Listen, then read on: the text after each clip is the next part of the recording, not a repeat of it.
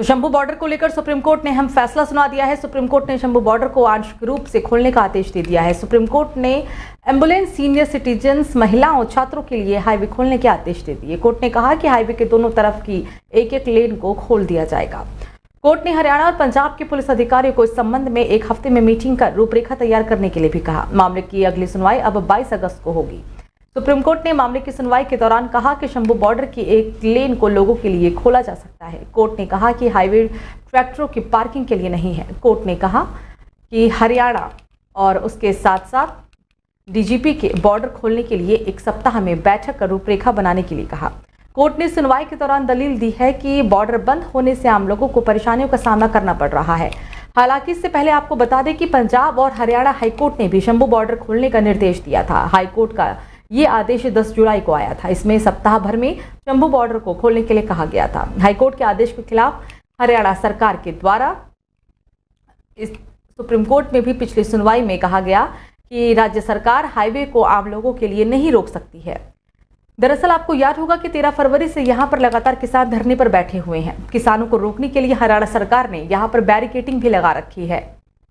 तो बांग्लादेश के प्रधानमंत्री शेख हसीना अपने देश से जान बचाकर भाग गए हैं। पूर्व प्रधानमंत्री हैं शेख हसीना। इसके बाद से ही अब वो हिंदुओं पर जानलेवा हमला होना भी शुरू हो चुका है। हिंदू मंदिरों में तोड़फोड़ की जा रही है और हिंदुओं के साथ बर्बरता भी हो रही है। हिंदुओं के साथ हो रही हिंसा को लेकर भारत में लगातार गुस्सा बढ़ता जा रहा है। इसी बीच अब इस पूरे मुद्दे को लेकर समाजवादी पार्टी मुखिया अखिलेश यादव का भी बड़ा बयान आया है। अखिलेश यादव ने बांग्लादेश में हो रही हिंदुओं के खिलाफ हिंसा को लेकर अपना बयान दिया। उन्होंने सोशल मीडिया एक्स पर एक बात रखी। उन्होंने कहा कि भारत सरकार को अंतर्राष्ट्रीय स्तर पर इस पूरे मामले को सख्ती से उठाना चाहिए। उन्होंने इसे आंतरिक सुरक्षा के लिए भी अति संवेदनशील मामला बताया। सोशल मीडिया एक्स पर अखिलेश यादव ने इस मामले को लेकर ट्वीट भी किया और अपनी बात भी रखी। उन्होंने कहा कि कोई भी समुदाय, चाहे वो बांग्लादेश का अलग नजरिए वाला बहुसंख्यक हो या फिर हिंदू, सिख, बौद्ध या कोई अन्य धर्म पंथ मान्यता मानने वाला अल्पसंख्यक, कोई भी हिंसा का शिकार नहीं होना चाहिए।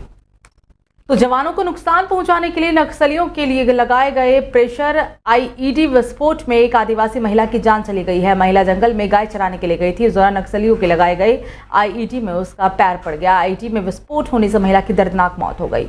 महिला की मौत के बाद परिवार और गांव में मातम का माहौल है। सुकमा एएसपी निखिल राखेजा ने कहा कि 11 अगस्त की सुबह क्रिस्टारम थाना क्षेत्र के डब्बा मरका गाँव की महिला कवासी सुक्की जंगल में गाय चराने के लिए गई हुई थी और इसी दौरान करीब दोपहर के 2 बजे आदिवासी महिला का पैर नक्सलियों के लगाए गए प्रेशर आईईडी बम के नीचे आ गया, जिससे वो ब्लास्ट हो गया। ब्लास्ट इतना जबरदस्त था कि महिला के दोनों पैर और एक हाथ भी उखड़ गए और मौके पर ही उसकी दर्दनाक मौत हो गई। आईईडी ब्लास्ट के बाद घटनास्थल पर बहुत बड़ा गड्ढा भी हो गया। इस घटना की जानकारी आसपास के लोगों ने पुलिस को दी। जानकारी लगते ही पुलिस बल भी मौके पर पहुंची। शव को अपने कब्जे में लेकर पोस्टमार्टम के लिए अस्पताल भेजा। सुकमा एएसपी निखिल राखेजा ने कहा है कि मामले की जांच हो रही है और अज्ञात नक्सलियों के खिलाफ क्रिस्टारम थाने में केस भी दर्ज कर लिया गया है। तो भारत में एक बार फिर से बीते साल की तरह हिंडनबर्ग पर बहस तेज हो गई है। बीते शनिवार को अमेरिकी शॉर्ट सेलर फर्म ने भारतीय मार्केट रेगुलेटर सेबी की चेयरपर्सन माधवी पुरी बुच को लेकर एक रिसर्च रिपोर्ट जारी की और उनके व भारतीय अरबपति गौतम अडानी के बीच के संबंधों को लेकर गंभीर आरोप लगाए। इससे पहले बीते साल 24 जनवरी 2023 को भी हिंडनबर्ग ने अडानी ग्रुप को लेकर एक रिपोर्ट पब्लिश की थी। अब ताजा रिपोर्ट को लेकर भी राजनीतिक सरगर्मी तेज हो गई है। इसे लेकर कांग्रेस की ओर से उठाए जा रहे सवालों पर अब केंद्र सरकार की ओर से रविशंकर प्रसाद ने जवाब दिया है और जमकर कांग्रेस पर निशाना भी साधा है। उन्होंने सवाल किया है कि आखिर कांग्रेस चाहती क्या है। रविशंकर प्रसाद ने कहा कि हिंडनबर्ग को इसी साल जुलाई के महीने में नोटिस दिया जाता है कि उसने कानून के खिलाफ जाकर जो आरोप लगाया उसका जवाब दे, लेकिन उस नोटिस का जवाब देने के बजाय उसने अब सेबी के ऊपर ये नई रिपोर्ट जारी कर दी है। बीजेपी की ओर से इस हिंडनबर्ग के मुद्दे और कांग्रेस की ओर से उठाए जा रहे सवालों के जवाब में उन्होंने कहा कि हिंडनबर्ग का ये बेसलेस अटैक है, जिसका जवाब सेबी चेयरपर्सन समेत सभी ने दे दिया है और इसका कोई असर भारतीय बाजार पर नहीं पड़ा है। उन्होंने कहा कि अब कांग्रेस और हिंडनबर्ग का पूरा खेल शेयर मार्केट में निवेश करने वाले इन्वेस्टर्स समझ चुके हैं। तो राजस्थान में बारिश की वजह से 24 घंटे में 20 लोगों की मौत हो चुकी है और डूबने से 18 और मकान ढहने से 2 की मौत हो गई है। भारी बारिश के चलते जयपुर समेत 5 जिलों में स्कूलों को भी छुट्टी कर दी गई है। तो उधर उत्तर प्रदेश और बिहार में गंगा नदी उफान पर है।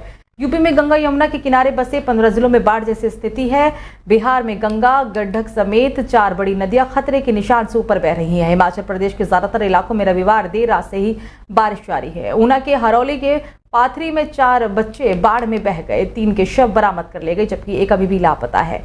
मौसम विभाग ने मंगलवार यानी कि कल हिमाचल प्रदेश, उत्तराखंड, राजस्थान, उत्तर प्रदेश, हरियाणा, चंडीगढ़, झारखंड, ओडिशा, नागालैंड, मणिपुर, मिजोरम, त्रिपुरा, कर्नाटक, केरल में भी भारी बारिश की संभावना जताई है और जयपुर में भी भारी बारिश के अलर्ट की वजह से स्कूलों की छुट्टी रहने की बात कही है। पंजाब में भी सतलज का पानी बढ़ने की वजह से किनारों पर बसे इलाकों में स्कूल बंद है। हरियाणा में यमुना में 65,000 क्यूसेक पानी आने की वजह से कई गांवों में पानी भर गया है।